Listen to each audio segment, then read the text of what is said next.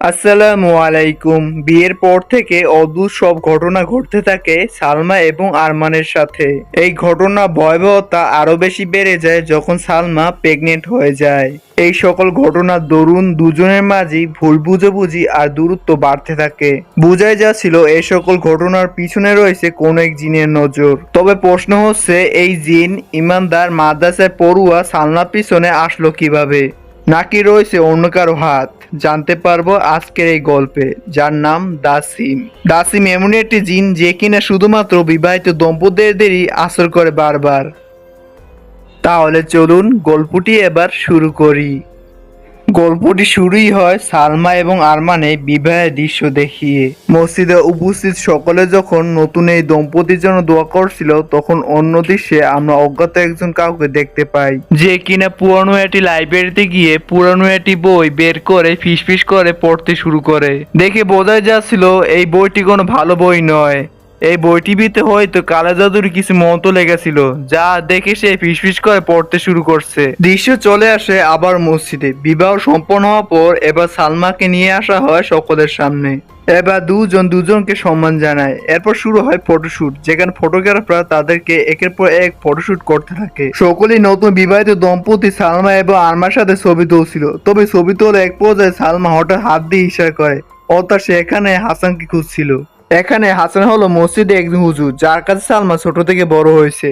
সেই মূলত সালমা এবং আরমান বিবাহ দিয়েছেন। ছোটবেলা থেকে সালমার কাছে হাসান তার বাবার থেকে কম কিছু ছিল না। হাসান তখন সালমার এক ফ্রেন্ড দিকের সাথে কথা বলছিল। সালমা বিবাহের পর এবার দিকের বিবাহ নিয়ে কিছুটা ভাবছিল। বিবাহের কথা শুনে দিকা কিছুটা লজ্জা পায় এবার। আর তখনই সালমা হাজির হয় হাসানকে নিয়ে যায় ছবি তোলার জন্য। সালমা এবং আরমানের বিবাহে বেশ কয়েক মাস কেটে যায়। আমরা জানতে পারি সালমা এখন প্রেগনেন্ট হওয়ার পর থেকে সালমা রাতের বেলা কিছু ভয়ানক স্বপ্ন দেখছে বারবার। সালমা তার মনে ভয় কাটানোর জন্য এবার সিদ্ধান্ত নেয় সে আরমানের মায়ের কাছে গিয়ে বেশ কিছুদিন থেকে আসবে। তবে আমরা বুঝতে পারি ব্যাপারটি স্বাভাবিক নয়। সালমা যখন একা একা ঘরে সবকিছু গুছগাছ করছিল, তখনই হঠাৎ আমরা দেখতে পাই ওয়াশরুমে থাকা ঝর্ণাটি আপনা আপনি চালু হয়ে যায়। সালমা এবার ওয়াশরুমের দিকে এগিয়ে যায়, তবে সে সেখানে কাউকেই দেখতে পায় না। সে তেমন কিছুই মনে করে না, বরং সে এগিয়ে গিয়ে ঝর্ণাটি বন্ধ করে দেয়। ওই সময় নজর পড়ে ওয়াশরুমে পড়ে থাকা পড়া পানির দিকে। হাসানা দেওয়া পড়া পানিটি সে বাড়ির প্রতিটি কোনায় কোনায় রেখে দিয়েছিল। তবে অদ্ভুত ব্যাপার, পড়া পানিটি হাতে নেওয়া মাত্রই সেটি কালো বর্ণ ধারণ করে। এটা দেখার পর সালমা অনেকটা ভয় পেয়ে যায়, যার কারণে হাসানা দেওয়া ওই পড়া পানিটি তার হাত থেকে পড়ে নিচে ভেঙে যায়। এটা দেখার পর সালমা দ্রুত ওয়াশরুম থেকে বের হয়ে আসে। আর তখনই আচমকা ভয় দেখিয়ে আসে তার বেস্ট ফ্রেন্ড ইন্দ্রি সালমার বেস্ট ফ্রেন্ড ছিল। তারা একই মাদ্রাসায় পড়ালেখা করেছে। ইন্দ্রির মতে সালমা তাড়াহুড়ো করেই ফ্যামিলি করার সিদ্ধান্ত নিয়েছে। বিয়ের মাত্র কয়েক মাসই হয়েছে, এরই মাঝে সে চাকরিও ছেড়ে দিয়েছে। তবে এই বিষয় নিয়ে সালমার কোনো আফসোসই নেই, কারণ আরমান সবসময় তার সাথেই রয়েছে। এখন আরমান সেখানে চলে আসে। এবার তারা তিনজন মিলে জিনিসপত্র নিয়ে গিয়ে গাড়িতে রাখে। তারা গাড়ি নিয়ে বের হতে আমরা বাড়ির ভিতরে মানুষের অবয়ব একটা কালো সাইকেল সেখান থেকে হেঁটে যেতে দেখতে পাই। এর মানে কি সত্যি সালমা এবং আরমানের জীবনে কোনো অশুভ শক্তি নজর রয়েছে? যাই হোক, এখন তার সবকিছু নিয়ে পৌঁছায় আরমানের মায়ের বাড়ির দিকে। সেখানে সুমি আসে তাদেরকে সাহায্য করার জন্য। সুমি মূলত আরমার মা লাক্সির কেয়ারটেকার। এবার ভিতরে ঢোকার পরপরই সালমার সাথে দেখা হয় তার শাশুড়ি লাক্সির সাথে। সালমা এর আগে কোনোদিন তার শাশুড়ির সাথে খুব বেশি একটা সময় অতিবাহিত করেনি, তাই তার শাশুড়ির সম্পর্কে তেমন কিছু জানে না। সালমা রুমের ভিতরে ঢুকেই বদ্ধ জানালায় একটি পর্দা সরাতে থাকে, আর এটা দেখা মাত্রই লাক্সির তাকে নিষেধ করে। তার মতে আশেপাশে প্রতিবেশী সম্পর্কে সে কোনো কিছু জানে না, তাই সে সবসময় এবার পর্দা দিয়ে জানালাগুলোকে ঢেকে রাখে। সালমা তার শাশুড়ির মুখে এমন কথা শুনে সালমা অনেকটা অবাক হয়ে যায়। তবু সে নিজের রুমে গিয়ে জানলা পর্দা সরিয়ে ফেলে। এর কিছুক্ষণ পরই আরমান চলে আসে আর সালমাকে জড়িয়ে ধরে একে অপরের সাথে কথা বলতে থাকে। আর তখনই তাদের রুমে চলে আসে তার বেস্ট ফ্রেন্ড ইন্দ্রি তাদেরকে জানায় লাসির তাকে আজকে রাতে ডিনার একসাথে করে বাসা যেতে বলেছে। রাতের বেলা সালমা কুরআন তেলাওয়াত করে। সে আয়াতুল কুরসি মাঝখান ছিল। এমন সময় আরমান চলে আসে আর তাকে শুয়ে পড়ার কথা বলে শুয়ে পড়ে। এবার কুরসি পড়া শেষ করে যখন সালমা আরমানকে ডাক দিবে, তখন বিছানার দিকে তাকাতেই হতবাক হয়ে যায়, কারণ বিছানায় আরমানকে দেখতে পায় না সে। কিছু সেকেন্ড পরই সেখানে আবার প্রবেশ করে আসল আরমানকে দেখে সালমা এবার অনেকটা ভয় পেয়ে যায়। আসল আরমানকে দেখে সালমা এবার আরমানকে খুব বেশি অনুরোধ করে একসাথে নামাজ আদায়ের জন্য।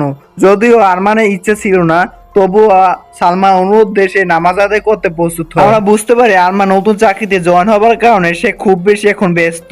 তাই সে ইদানিং সালমার সাথে খুব বেশি সময় দিতে পারে না, একসাথে নামাজও আদায় করতে পারে না। ওই রাতে নামাজ আদায় করে ঘুমিয়ে যাওয়ার পর মাঝরাতে অস্বস্তিতে ঘুম ভেঙে যায় সালমার। তখন বাইরে খুব বেশি বৃষ্টি হচ্ছিল আর বিদ্যুৎ চমকাচ্ছিল। ঘুমন্ত চোখে সালমা হঠাৎ নজর পড়ে উপরে সিলিং এ। সে দেখতে পায় রক্ত কিছু দানা, যে দানাগুলো ফোটায় ফোটে বেড়ে চলছে আর বাড়তে বাড়তে এক সময় এই দানাগুলো যেন ফোটা হয়ে পড়ছে তার পেটের উপরে। সালমা তখন অনেক বেশি ভয় পেয়ে যায় আর তখনই রক্ত প্রবাহ অনেক বেশি বাড়তে থাকে আর আচমকাই সালমার ঘুম ভেঙে যায়। এটা সালমা দুঃস্বপ্ন ছিল। ঘুম ভাঙা পর সে যখন আবার সিলিং এ তাকায় তখন সবকিছু ঠিকই দেখতে পায়। রাত গভীর হয়ে যাওয়ার কারণে সে আবার আরমানকে না ডেকে আবার ঘুমিয়ে পড়ে। ঘুমের ভিতরে সালমা আবার দেখতে পায় তার শরীরের চাদরটা কেমন যেন ফুলে উঠছে, অর্থাৎ মনে হচ্ছে তার চাদর ভিতর কেউ একজন লুকিয়ে আছে। চাদর সরাতে সেখানে এক ভয়ানক শয়তানকে দেখতে পায়, যেটা দেখার পর সে খুব জোরে একটা চিৎকার করে আর চিৎকারে তার ঘুম ভেঙে যায়। এটাও সালমার দুঃস্বপ্ন ছিল। এবার চিৎকার শব্দে আরমানেরও ঘুম ভেঙে যায়। আরমান তখন সালমাকে কোনো মতে সামলায় আর তাকে ইস্তেগফার পড়তে বলে। পরদিন সকালে সালমা হাসানের সাথে এই বিষয় নিয়ে আলোচনা করার পর সালমা তার স্বামী আরমান এবং তার শাশুড়ি লাসিকে জানায় হাসান বলেছে প্রেগনেন্সি 4 মাস উপলক্ষে তাদের বাড়িতে দোয়া এবং মিলাদের আয়োজন করতে। সালমার কথা শুনে আরমান রাজি হয়ে গেল। আমরা এখানে দেখতে পাই আরমানের মা লাক্সির চেহারা একটু বদলে যায়, অর্থাৎ সালমার কথা শুনে লাক্সি একটু খুশি হয় না। সেদিন সকালে মিলাদের অনুষ্ঠানে আশেপাশে সকল প্রতিবেশীরা চলে আসে লাক্সির বাড়িতে। আর তখনই দুজন প্রতিবেশী কানাঘোষা থেকে আমরা জানতে পারি লাক্সি মোটেও ইসলামী রীতিনীতি মেনে চলতো না। তাই তো সেদিনে মিলাদের অনুষ্ঠানে আমরা লাক্সিকে সেখানে দেখতে পাই না। কিছুক্ষণ পর সুমি এসে সালমাকে জানায় লাক্সি শারীরিকভাবে অসুস্থ হয়ে পড়েছে, তাই সেখানে তাকে যেতে হবে। এই বলে সেও এই অনুষ্ঠানে থাকতে পারবে না বলে সেও চলে যায় লাক্সির রুমে। এবার মিলাদের অনুষ্ঠান শুরু হয়। অনুষ্ঠান চলাকালীন আমরা দেখতে পাই উপরে থাকা লাইটটি ফিকা করতে শুরু করছে আর বাইরে হঠাৎ করে জোরে জোরে মুষলধারে বৃষ্টি। হঠাৎ করে এমন মুষলধারে বৃষ্টি দেখে মিলাদে অংশগ্রহণকারী সকল প্রতিবেশীরা অবাক হয়ে যায়। লাক্সি যখন দেখতে পায় বৃষ্টির কারণে তার বাইরে থাকা ফার্নিচারগুলো ভিজে যাচ্ছে তখন সে অনেক বেশি চিন্তিত হয়ে পড়ে। এই কারণে মিলাদে অংশগ্রহণকারী কিছু প্রতিবেশীরা তার ফার্নিচারগুলোকে বৃষ্টি থেকে সরিয়ে তার ভিতরে আনতে সাহায্য করে। এই দৃশ্যটা সালমা মোটেও ভালো লাগেনি, কারণ লাক্সি তো সম্পূর্ণ সুস্থ, তবে কেন সে সন্তানের দোয়ায় অংশগ্রহণ করেনি। পরদিন সকালে সালমা ঘরের ভিতরে বসে তার ছোট্ট একটি আর্টে কাজ করে। তখনই বাড়ি থেকে একটি আওয়াজ আসে। সালমা এটি ইগনোর করে সে তার কাজ চালিয়ে যায়। এবার হঠাৎই বাইরে থেকে একটি ঢিল ছুরি মারে তার ঘরের দিকে। সে বাইরে গিয়ে চেক করে যখন কাউকে না দেখতে পায় তখন সে দ্রুত ঘরের ভিতরে ঢুকে গেট বন্ধ করে দেয়। আর তখনই উপর থেকে কিছু একটা আওয়াজ শুনতে পায় সালমা। সে বুঝতে পারছিল এই আওয়াজটি উপর থেকে আসছে, তাই সে আস্তে আস্তে লাইট নিয়ে উপর দিকে উঠছিল। যখন সে লাইটটি উপর দিকে তাক করে তখন সে দেখতে পায় একটি শয়তান সেখানে বসে আছে। ভয় পেয়ে সে যখন দ্রুত নিচে নামতে যায় তখন তার হাতের সাথে লেগে একটি দাঁড়িয়ে ফুলদানি ভেঙে যায়। ফুলদানিটি ভাঙা শব্দে সেখানে চলে আসে লাক্সি। ফুলদানিটি ভেঙে যাওয়ার কারণে সালমা তার কাছে অনেক বেশি ক্ষমা চায়। আর তখনও একটু একটু করে শব্দ আসছিল উপর থেকে। লাক্সিকে জানালে সে আরমান আসলে সে এই বিষয়ে তাকে জানাবে। ওই রাতে আরমান বাসায় এসে উপরের দিকটা চেক করার জন্য চলে যায় উপরে টর্চ লাইট নিয়ে। সে চেক করতে গিয়ে তখনও সে ফিসফিসানি শব্দ শুনতে পায়। এরপর হঠাৎই চিৎকার করে ওঠে আরমান। এটা শুনে সালমা কিছুটা ঘাবড়ে যায়। পরবর্তীতে দেখা যায় আরমান তো ঠিকই আছে।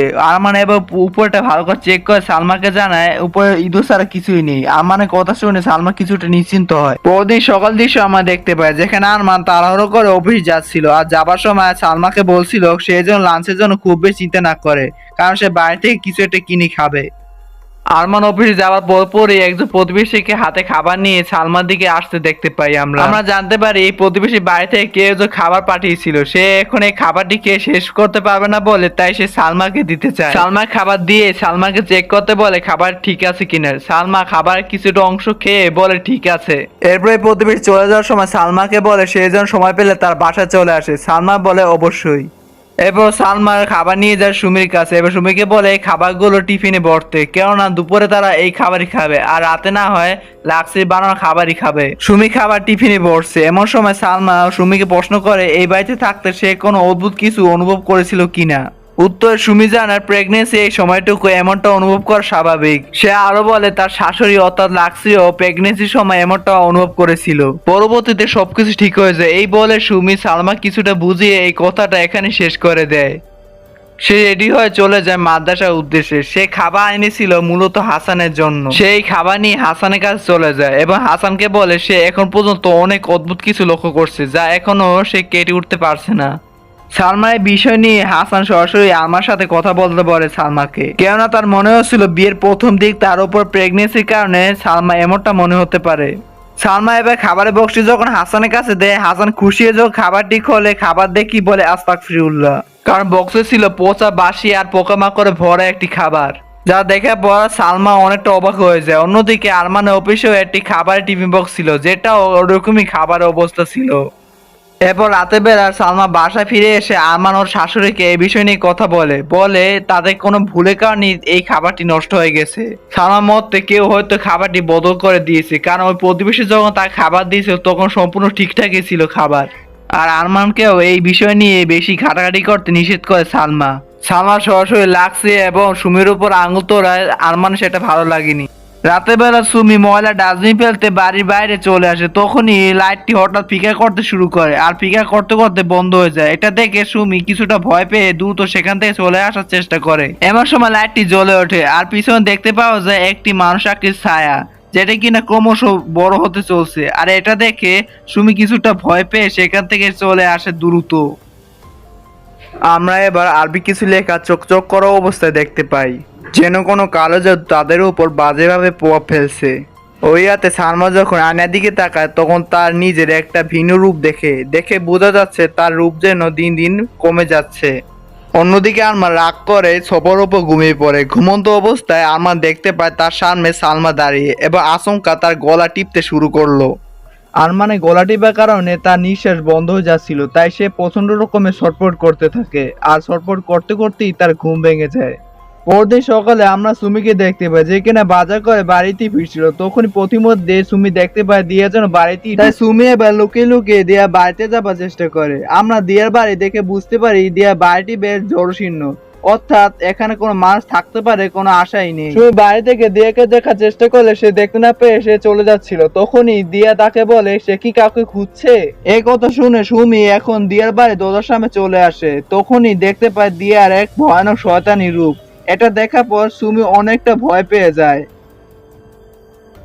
দৃশ্য চলে যায় বাড়ির দিকে, যেখানে লাসরি সালমাকে বোঝানোর চেষ্টা করে সে যেন আরমানের সাথে সব ভুল বুঝাবুঝি ঠিক করে নেয়। এই কথা শুনে সালমা তো তার ছেলে আরমান তো পরকীয়ায় ব্যস্ত, সে তো তার ছেলেকে সবসময় সাপোর্ট করবে, তার বৌমাকে তো সাপোর্ট করবেই না। সালমার কথা না পেয়ে চলে যায় নিজের রুমে। তখনই চলে আসে সুমি লাসরির সাথে বলতে চায় ওই প্রতিবেশী দিয়ার ব্যাপারে। তখনই কলিং বেল বেজে ওঠে আর সালমা গিয়ে যায় দরজার দিকে। তখন সুমি বলে প্রতিবেশী দিয়া নামে কোনো কেউ নেই। আর সালমা দিয়ার বাসার ব্যাপারে যে ঠিকানা দিয়েছিল এটা তো একটা পরিত্যক্ত বাড়ি, এখান তো কেউ কোনোদিন ছিলও না। সুমি আর লাক্সি কথা বলছিল, ওই সময় সালমা এসে বলে দিয়ে এসেছে, সুমি যেন তাদের জন্য চা বানায়। এই কথা শুনে সুমি অনেকটা ভয় পেয়ে যায়। তখন লাক্সি তাকে সান্ত্বনা দিয়ে বলে আমি গিয়ে দেখি সুমিকে। লাক্সি এবার দেখার চেষ্টা করে সালমা আসলে কার সাথে কথা বলছে আর দিয়ে আসলে কে। তখন সে দেখতে পায় সালমা তো একাই কথা বলছে আর সামনে কেউ নেই। আর তখনই আচমকায় ভয়ানক কণ্ঠে তাকে বলে এসব বিষয় নিয়ে তোমার সময় নষ্ট করা উচিত নয়। এটা শুনে লাক্সি অনেকটা ভয় পেয়ে যায়। তখনই দিয়াকে বিদায় জানিয়ে সালমা ভিতরে চলে আসে। লাক্সি সালমার সাথে অনেকটা কথা বলার চেষ্টা করলো, সালমা কোনো উত্তর দেয় না, সে শুধু সামনের দিকে হেঁটেই চলছে। সালমা তো কোনো কথা না বলে গ্যাসের চুলা জ্বালিয়ে দিয়ে সে নিজের রুমে চলে যায়। লাক্সি গ্যাসের চুলা বন্ধ করতে যাবে, তখনই হঠাৎ গ্যাসের চুলা নিজে থেকে অন্য হয়ে ধপ করে জ্বলে ওঠে। এতে লাক্সির হাতে গরম পানি পায়ে পড়ে যায়। গরম পানি পায়ে পড়ার কারণে লাক্সি এবার জোরে একটা চিৎকার দেয়। চিৎকার শব্দে সেখানে ছুটে আসে সালমা এবং সুমি, কিন্তু সালমা তো অন্যদিক দিকে ছুটে এসেছে লাক্সির কাছে। এটা দেখে লাক্সি এবার সালমাকেই ভয় লাগে। ওই রাতে লাক্সি সুমিকে জানে তাকে হাসানের কাছে যেতে হবে। হাসানের সাথে লাক্সি আগে থেকে কথা হয়েছে, হাসানকে বলে দিয়েছে সে তার কাছে একটা পরো পানি চাই, যাতে করে সালমা উপর থেকে কোনো খারাপ কিছু প্রভাব কেটে যায়। তাই সুমি আর দেরি না করে সেই রাতে বের হয়ে যায় হাসানের কাছে।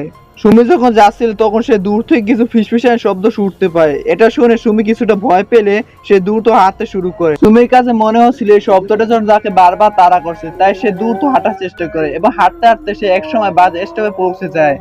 সুমি যখন বাস স্টপে দাঁড়িয়েছিল বাসের জন্য, তখনই শয়তানের আবির্ভাব ঘটে আর পিছনে থাকা লাইটটাও বারবার ফিকে করতে শুরু করে।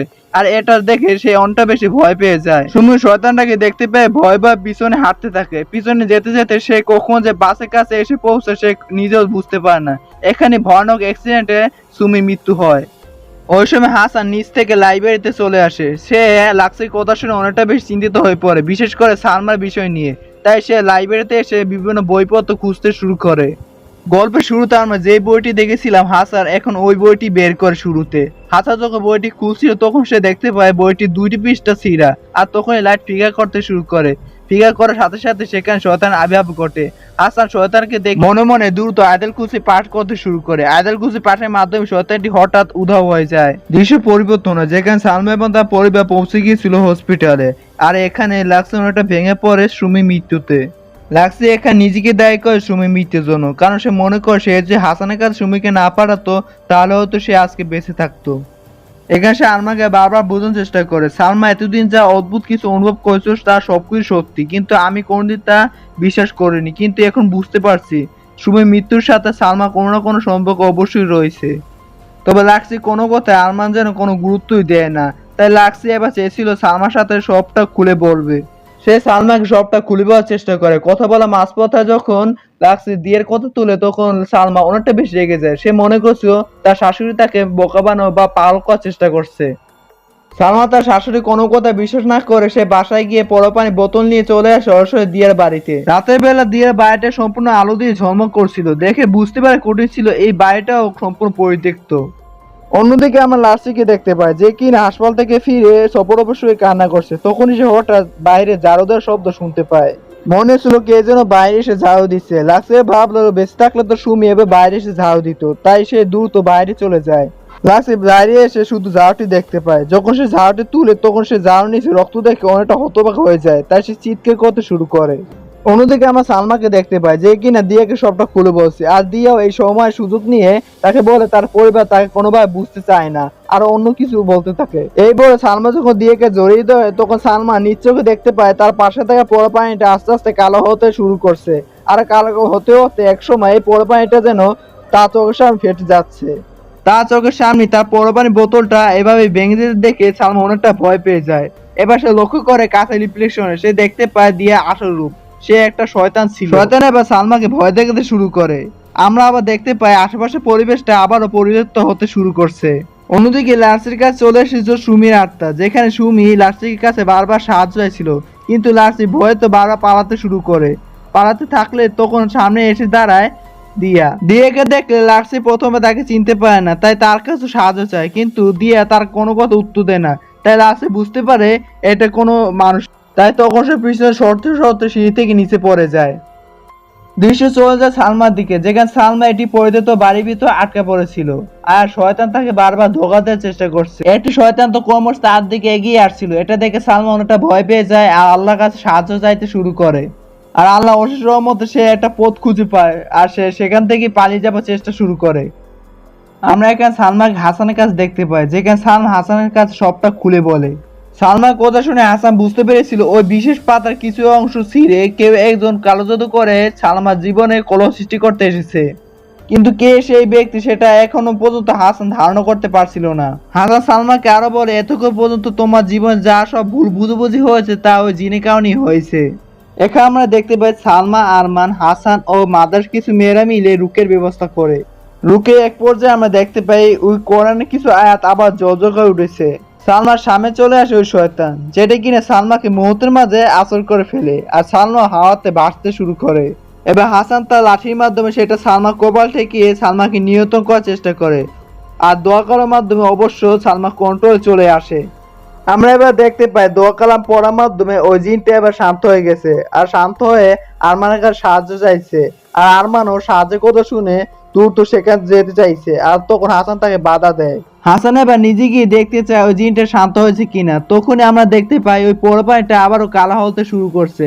আর ওই জিনটা আবারও জেগে গিয়ে হাসানকে ধাক্কা দিয়ে কাঠের একটা টুকরো নিয়ে হাসানের পায়ে আঘাত করে। তখনই হাসান আহত হয়। হাসানকে আহত করার পর হাসানকে শেষ করতে চেয়েছিল জিনটা, তখন আরমান তাকে বাধা দিলে আরমানকে ধাক্কা দিয়ে ফেলে দেয়। সে এবার ভয়ানকভাবে হাসতে হাসতে আরমানের উপর ঝাঁপিয়ে পড়ে এবং তার লম্বা জিহ্বা দিয়ে আরমানকে লিক করে। এটা দেখে আরমান অনেকটা ভয় পেয়ে যায়। সালমা ভিতর থাকা জিন এখন আরমানকে বলে সে এখন ওই মেয়েটাকে ভালোবাসে, তাই না? ওই জিনটা আরো কিছু বলবে, তখনই হাসান এসে ওই জিনটা কপালে হাত রেখে দোয়া পড়তে শুরু করে। আর পরক্ষণে আমরা দেখতে পাই দোয়া আকারে ওই জিনটা সালমার শরীর থেকে বের হয়ে যায় আর সালমা অজ্ঞান হয়ে পড়ে যায় মাটিতে। সালমা জ্ঞান ফিরছে না দেখে আরমান অনেকটা বেশ কষ্ট পাচ্ছিল। আর তখনই আমরা দেখতে পাই সালমার ব্লিডিং হচ্ছে, যেটা একদমই ভালো ছিল না। তাই দ্রুত সালমাকে হাসপাতাল নিয়ে যাওয়া হয়। আমরা দেখতে পাই সালমার কাছে আরমান বসে আছে আর সেখানে লাসে উপস্থিত। তো আজকের এই গল্পটি এভাবে শেষ হয়ে যায়। গল্পটি ভালো লাগলে লাইক দিবেন, আর গল্পটি সম্পর্কে যদি আপনার কোনো মতামত থাকে তাহলে অবশ্যই কমেন্টে লিখে জানাবেন। আর গল্পটি বেশি বেশি আপনাদের বন্ধুদের কাছে শেয়ার করে দিবেন। আর এখন যারা এই চ্যানেলটি সাবস্ক্রাইব করেনি তারা অবশ্যই এই চ্যানেলটি সাবস্ক্রাইব করে বেল আইকনটি প্রেস করে দিবেন, যাতে নতুন ভিডিও নোটিফিকেশন আপনারা সবার আগে পেয়ে যান। ভালো থাকবেন, সুস্থ থাকবেন। দেখা হবে আরও একটি নতুন একটি গল্পে। ধন্যবাদ সবাইকে।